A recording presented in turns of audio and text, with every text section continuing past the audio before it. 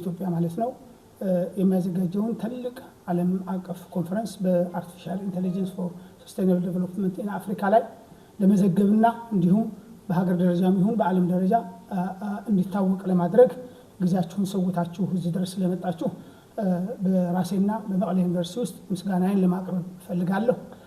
መቀሌ ዩኒቨርሲቲ ለበርካታ ዓመታት በአርቲፊሻል ኢንተለጀንስ እና ሳይበር ሴኩሪቲ በመማርና ማስተማር በምርምር በማህበረሰብ ትስስር ብዙ ስራዎችን እየሰራ ቆይቷል። በተለይ ደግሞ ሁለት ኢንስቲትዩቶቻችን ማለትም መቀሌ ኢንስቲትዩት ኦፍ ቴክኖሎጂ እና ኤአይቲኤም ኢትዮጵያ ኢንስቲትዩት ኦፍ ቴክኖሎጂ መቀሌ በዚህ ግንባር ቀደም ሚና እየተጫወቱ የቆዩ ናቸው። እንደምታውቁት መቀሌ ኢንስቲትዩት ኦፍ ቴክኖሎጂን ከወሰድን እዛ የሚመረቁ ተማሪዎች ገና ትምህርታቸውን ሳይጨርሱ የተለያዩ በኢትዮጵያ የሚገኙ በምስራቅ አፍሪካ የሚገኙ ድርጅቶች እንቅጠራችሁ ብለው ገና ትምህርታቸውን ከመጨረሳቸው በፊት ነው ስራ የሚያገኙት። ይሄ የሚያሳየው ደግሞ የመቀሌ ዩኒቨርሲቲ በመማር ማስተማር በምርምርና ማህበረሰብ ትስስር ያለውን ጠንካራ ስራ ነው ማለት ነው። ይህንን ግምት ውስጥ በማስገባትና በአሁኑ ሰዓት በአርቲፊሻል ኢንተለጀንስ በሀገርና በዓለም አቀፍ ደረጃ ያሉትን ሁኔታዎች ግምት ውስጥ በማስገባት ነው ይህንን ዓለም አቀፍ ኮንፈረንስ ያዘጋጀ ነው። ይህንን ዓለም አቀፍ ኮንፈረንስ ለማዘጋጀት ስንነሳ አንድ አብይ ኮንፈረንስና የተለያዩ ንዑሳን አንድ አብይ የኮንፈረንስ አዘጋጅ ኮሚቴና የተለያዩ ንዑሳን ኮሚቴዎች አዘጋጅተን ላለፉት 4 ወራት ዝግጅት ስናደርግ ቆይተናል። እዚህ በጎኔ የአብይ ኮሚቴው አባላት የሆኑ ጓደኞቼ ይገኛሉ። ለማስተዋወቅ ይፈቀድልኝና ራሴ ኢያሱ ያዘው ይባላለሁ።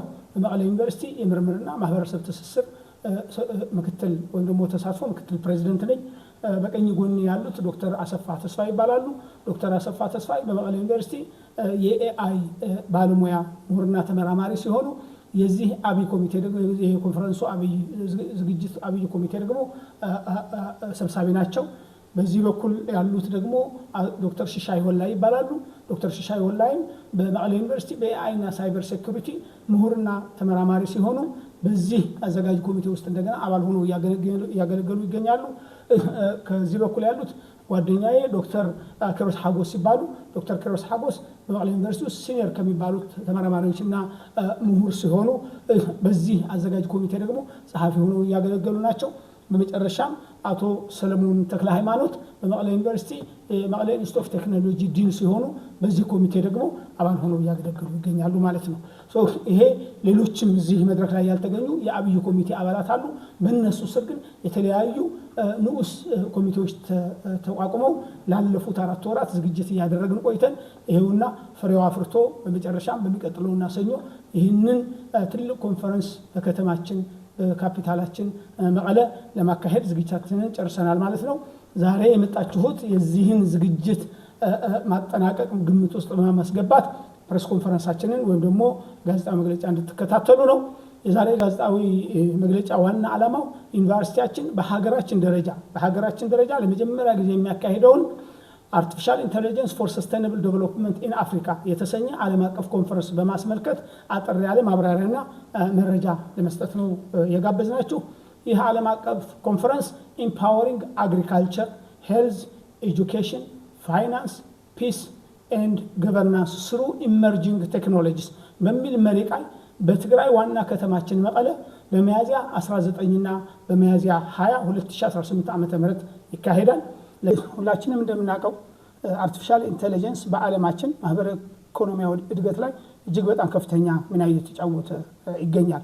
በጤና ብንል፣ በእርሻ ብንል፣ በትምህርት፣ በፋይናንስ፣ በኢነርጂ፣ በማኑፋክቸሪንግ በሌሎችም የኤአይ ትሩፋት በጣም እየጨመረ ከጊዜ ወደ ጊዜ ጥቅሙም ከጊዜ ወደ ጊዜ እያየለ ይገኛል።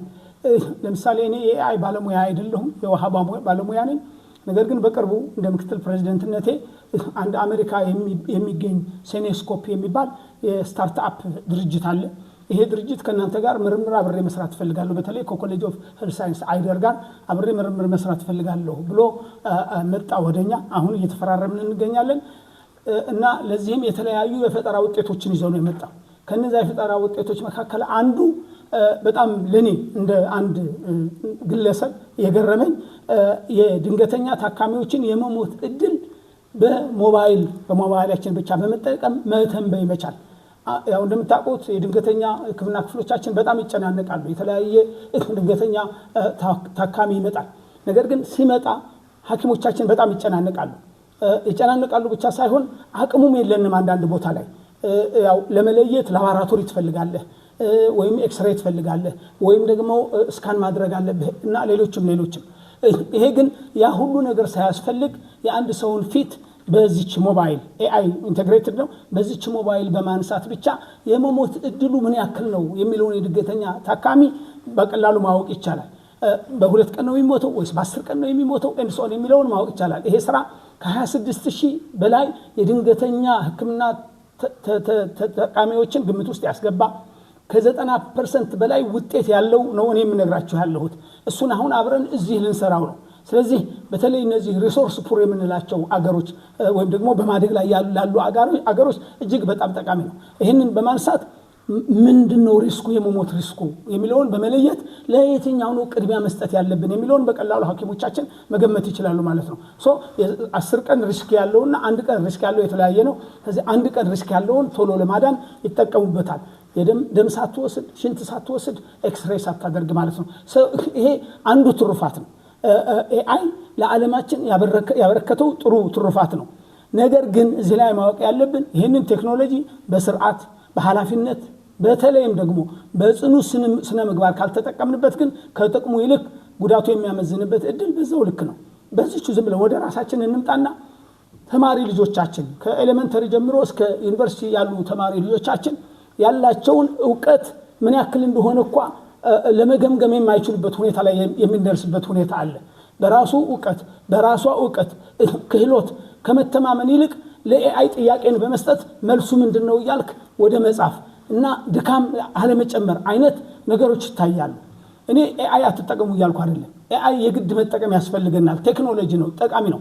ነገር ግን ኤአይ እኛን ሊተካን ሳይሆን የኛን አስተሳሰብ ሊደግፍ የኛን ፈጠራ ሊደግፍ መሆን አለበት። እሱ ከተካው ግን እኛ ማሽን ሆነን ማለት ነው። ስለዚህ በተለይ ወጣቱ ትውልድ አገር ተረካቢ ትውልድ ነው። ይሄ የነገ አገር ተረካቢ ትውልድ ኤአይ ለርኒንግ ላይ ወይ ማሽን ላይ ብቻ ዲፔንድ አድርጎ መስራት የለበትም።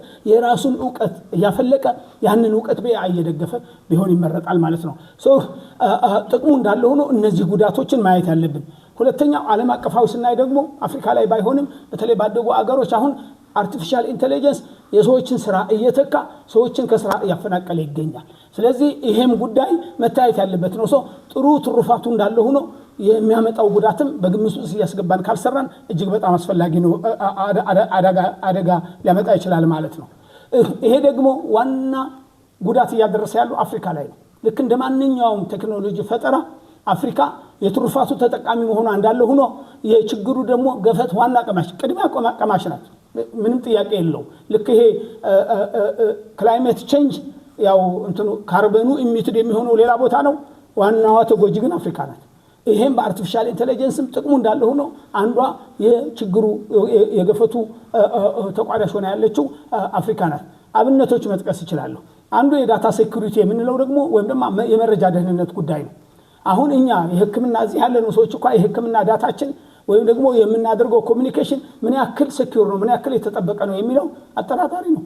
በቀላሉ በኤአይ ክራክ ተደርጎ በቀላሉ ሊሰረቅ የሚችልበት ሁኔታ ነው ያለው። እንኳን አይደለም እኛ በቴክኖሎጂ አደግን የሚሉት ሀገሮችና አሜሪካ ሳይቀሩ ይሄ የባንክ ዳታ ይሄ የጤና ዳታ ሀክ ተደረገ ተወሰደ እየተባለ በየቀኑ የምንሰማው ነው። ይሄ የዳታ ሴኩሪቲ ወይም ደግሞ የመረጃ ደህንነት ጉዳይ አፍሪካን ላሳስባት ይገባል። ሁለተኛው የዳታ ሶቨርኒቲ ወይም ደግሞ የመረጃ ሉዓላዊነት ጉዳይ ነው። አፍሪካ ምን ያክል በመረጃ ሉዓላዊ ናት? የኛ ችግር በራሳችን የመፍታት አቅማችን ምን ያክል ነው የሚለው በጣም ሊያሳስበን ይገባል። ወረርሽኞችን እንውሰድ። ለምሳሌ ቀደም ብሎ ከመጣው ከኤድስ ጀምሮ ከዛ በኋላ የመጡት እንደነ ኢቦላ እንደ ሞንኪ ፖክስ በቅርቡ ደግሞ እንደነ ኮቪድ የመሳሰሉት ወረርሽኞች ሲመጡ የምንሮጠው እኛ ወደ ምዕራባውያን ነው ወይ ደግሞ ወደ ትልልቅ ካምፓኒዎች ነው። ምን እንዲሰጡን መድኃኒት እንዲያመጡልን ወይም ክትባት እንዲያመጡልን። ለምን? ዳታው እነሱ ጋር ነው ያለው። ዳታው አፍሪካ ውስጥ የለም። ዳታው አፍሪካ ውስጥ ከሌለ የአፍሪካን ችግር በአፍሪካውያን ልንፈታው አንችልም ማለት ነው። ሁሉ ጊዜ ጠባቂዎች ሆነን እንኖራለን። ክትባት እስኪልኩልን መድኃኒት እስኪልኩልን ድረስ በዚህ መካከል ህዝባችን ያልቃል ማለት ነው። የዳታ ሶቨርኒቲ ወይም ሉዓላዊነት ጉዳይ አፍሪካ በጣም አበክራ ልትሰራበት የሚገባት ስራ ነው። እንቅስቃሴዎች አሉ፣ ግን ማጠናከር አለብን። ሌላው ያስተዳደር ጉዳይ ነው። እንዴት ነው ኤአይን በበጎ መልኩ ለመጠቀም በምን ምህዳር ውስጥ ነው የምናንቀሳቀሰው የሚለው ትልቅ ነገር ነው። አውሮፓዊንን ብንወስድ ሁሉን አውሮፓዊንን አንድ መድረክ ላይ ያመጣ ህግ ቀርጸው እየተንቀሳቀሱ ነው። ጀርመንም ብትሆን ኔዘርላንድ ወይም ደግሞ ኖርዌይ ወይም ፈረንሳይ በአንድ ህግ ነው የሚንቀሳቀሱት። መሬት ላይ ወርዶ አክት አላቸው። ወደ አፍሪካ ስንመጣ ግን እንኳን አይደለም በአፍሪካ ደረጃ በሀገሮች ደረጃስ ምን ያክል ሀገሮች ናቸው ጥሩ ስትራቴጂና ፖሊሲ ያላቸው? ፖሊሲ ያላቸው ብቻ ሳይሆን ያንን ፖሊሲና ስትራቴጂ መሬት ላይ አውርደው እየተገበሩ ያሉት ምን ያክል ናቸው ብንል አደጋ ውስጥ ነው ያለ ነው። ስለዚህ ይሄም አፍሪካ ሊያስተሳስባት ይገባል። ከዚህ ጋር ተያይዞ መሬት ላይ ወርዶ የሚሰራ የተተገበረ ፖሊሲና ስትራቴጂ ዳይሬክሽን ባለ መኖሩ ደግሞ የምን ችግር አለ? የኤቲክስ ችግር ያመጣል። ወይ ደግሞ የስነ ምግባር ችግር።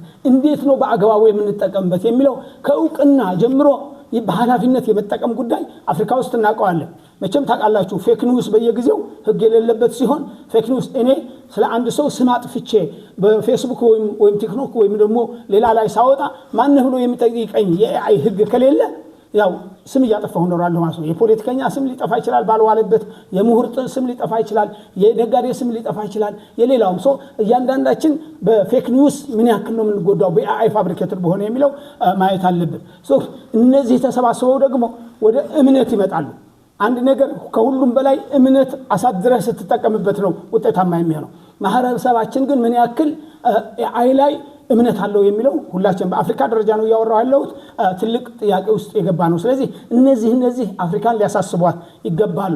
ለዛም ነው ይህ ዓለም አቀፍ ኮንፈረንስ የአፍሪካ ተኮር ችግሮችን ለመቅረፍ አልመን ስትራቴጂክ ግቦች አዘጋጅተን የተንቀሳቀስን የቆየነው ላለፉት 4 ወራት። እነዚህ ስትራቴጂክ ግቦች 4 ናቸው።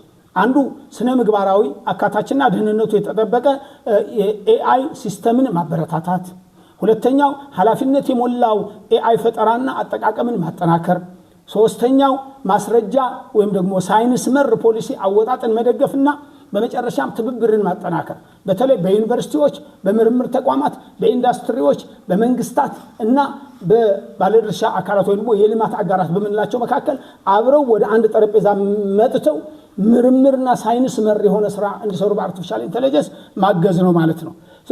ይህንን ለማሳካትም ኮንፈረንሳችን የተለያዩ አጀንዳዎችን ወይም ደግሞ የተለያዩ ዓላማዎችን ለመተግበር በሚቀጥሉት ሰኞና ማክሰኞ ዝግጅታችንን አጠናቀናል። የሚቀጥሉት ሰኞና ማክሰኞ የሚቀርቡት የመጀመሪያዎቹ ቁልፍ ንግግሮች የምንላቸው ወይም ደግሞ ኪኖት ስፒችስ ናቸው። በዓለማችን በዚህ ሞያ ከፍተኛ ደረጃ ላይ የደረሱ ምሁራን ፖለቲከኞችም ሊሆኑ ይችላሉ እንዲያቀርቡልን እናደርጋለን። ከጀርመን፣ ከቻይና፣ ከኢትዮጵያ፣ ከፌደራል፣ ከትግራይ የተለያዩ ምሁራን እና በሙያው ጥርሳቸውን የነቀሉ ሰዎች ስትራቴጂክ የሆነ ቁልፍ ንግግሮች ያደርጉልናል። ሁለተኛው የፓነል ውይይት ነው። የፓነል ውይይቱም እንደዚሁ ሞያ ነው። የፓነል ውይይቱ ደግሞ በሞያ ላይ በእርሻ ሞያ፣ በጤና ሞያ፣ በኢነርጂ ሞያ፣ በኢንዱስትሪ ሞያ፣ በኤጁኬሽን ሞያ በየሞያው ጥርሳቸውን የነቀሉ ምሁራን ደግሞ የፓነል ውይይት ያዘጋጁልናል፣ ያቀርቡልናል ማለት ነው። ሌላው ቴክኒካል ሴሽንስ ናቸው ወይም ደግሞ የሳይንሳዊ ምርምር ውጤቶች ተመራምረው የወጡ ውጤቶች በአርቲፊሻል ኢንተለጀንስ የሚቀርቡበት ነው። ባይዘው እጅግ በጣም የሚገርም አይነት ተቀባይነት ወይም ደግሞ ተሳታፊነት ነው ያየነው። በዚህ ላይ እኛ ያለን ጥቂት ቦታ ነው። ነገር ግን የቀረቡልን የምርምር ወረቀቶች ወደ 119 ናቸው። ከነዚህ 119ኞች ውስጥ እኛ 32 ብቻ ነው እንዲቀርቡ የፈለግነው። ስለዚህ ኮሚቴ አቋቁመን ክራይቴሪያ አውጥተን 32 ብልጫ ያላቸውን መርጠን ሰኞና ማክሰኞ ይቀርባሉ ማለት ነው። በተጨማሪም ወረቀት ማቅረብ አንድ ነገር ነው፣ ግን ፈጠራስ ነው እና ፈጠራ ውጤቶችም በአካል ሰዎቹ ፈጣሪዎቹ ራሳቸው ቀርበው የፈጠራ ውጤቶቻቸውን በትዕይንት መልኩም የሚያሳዩበት መድረኮች አዘጋጅተናል በስትራቴጂክ ግቦች አንፃር ማለት ነው። እና ይሄ ኮንፈረንስ በዋናነት ክልላዊ፣ ሀገራዊ፣ አህጉራዊና ዓለም አቀፋዊ ስትራቴጂዎችና ግቦችን ግምት ውስጥ አስገብተን ነው ያዘጋጀነው። ዝም ብለን ተነስተን አይደለም ያዘጋጀነው። ምንድነው ያሉት የክልላችን ኢንተረስት ምንድነው፣ የሀገራችንስ፣ የአህጉራችንስ፣ የዓለምስ የሚለውን ግምት ውስጥ አስገብተን ነው የተነሳ ነው። ከነዚህ ውስጥ ጥቂቶችን ለመጥቀስ አንዱ ግምት ውስጥ ያስገባ ነው የትግራይ ዲጂታል ትራንስፎርሜሽንና ተነሳሽነት የምንለው ኢኒሺዬቲቭ ነው። ይሄንን ኢኒሺዬቲቭ ምንድነው እንዴት ስናገዘው የሚለው አንድ ነው። ዲጂታል ኢትዮጵያ 2030 የሚባለው ምንድነው እንዴት ልናገዘው እንችላለን? የአፍሪካ ህብረት ኤአይ ስትራቴጂ የሚባለው ምንድነው ልናገዘው እንችላለን? መጨረሻም በዓለም ደረጃ እንደምናውቀው ሰስቴይነብል ዴቨሎፕመንት ጎልስ የምንላቸው ወይም ዘላቂ የልማት ግቦች ምንድናቸው እንዴት ስናገዛለን የሚለውን ግምት ውስጥ አስገብተን ነው ይሄንን ዓለም አቀፍ ኮንፈረንስ ያዘጋጀ ነው። የኮንፈረንሱ አቀራረጽም እነዚህን ስትራቴጂካዊ ግቦች ለማሳካት አስበን ነው የቀረጽ ነው። የመጀመሪያው ስትራቴጂካዊና ሳይንሳዊ ይዘት ያላቸው አቀራረቦች ይኖሩናል። ቀደም እንዳልኩት 4 ስትራቴጂካዊ ቁልፍ ንግግር አቅራቢዎች ይኖሩናል። ከፌደራል እንዳልኩት ከትግራይ፣ ከጀርመን፣ ከቻይና 12 ፓነል አቅራቢዎች ይኖሩናል በተለያየ ፊልድ በሞያቸው። እንደገና 32 ሳይንሳዊ ምርምር ውጤቶች አቅራቢዎች ይኖሩናል። እንዳልኩት ቀደም ዓለም አቀፋዊ ነው። ያም በመሆኑ ከ10 ሀገራት በላይ በዚህ ዝግጅት ያቀርባሉ። ከኢትዮጵያ፣ ከኬንያ፣ ከዩጋንዳ፣ ከሳውዝ አፍሪካ፣ ከቦትስዋና፣ ከጀርመኒ፣ ከቻይና፣ ከዩኬ የተለያዩ ወረቀቶች ቀርበው እንወያይባቸዋለን ማለት ነው። በተሳታፊዎች ካቴጎሪ ስናየው ከ200 በላይ ተሳታፊዎች አሉ። እነዚህ 200 ተሳታፊዎች ምሁራንና ተመራማሪዎችን፣ ፖሊሲ አውጪዎችን፣ የከፍተኛ ትምህርት ተቋማት የበላይ አመራሮችን፣ የመንግስት ተቋማት ተወካዮችን፣ ባለሙያዎች ወይም ደግሞ የአይን ፈጠራ ተጠቃሚ የምንላቸው ፕራክቲሽነሮችን፣ የቴክኖሎጂ ፈጣሪዎች ወይም ኢኖቬተሮች የምንላቸውና የልማት አጋራሽ ተወካዮች በዚህ ኮንፈረንስ ላይ ይገኛሉ። የራሳቸውን ሚና ይጫወታሉ። ለማጠቃለል ያክል ይህ ዓለም አቀፍ ኮንፈረንስ ዘንድሮ ጀመር ነው እንጂ በቀጣይ ዓመታት በተለያዩ መሪ ቃሎች ይዘጋጃል። ይህ ሲዘጋጅ ደግሞ የሚመለከታቸውን ባለድርሻ አካላት አንድ ላይ በማሰባሰብና በመወያየት ኢትዮጵያና አፍሪካ የአርቲፊሻል ኢንተለጀንስ በጎ ትሩፋት ሙሉ ለሙሉ ተጠቃሚዎች እንዲሆኑ አበክረን እንሰራለን ማለት ነው።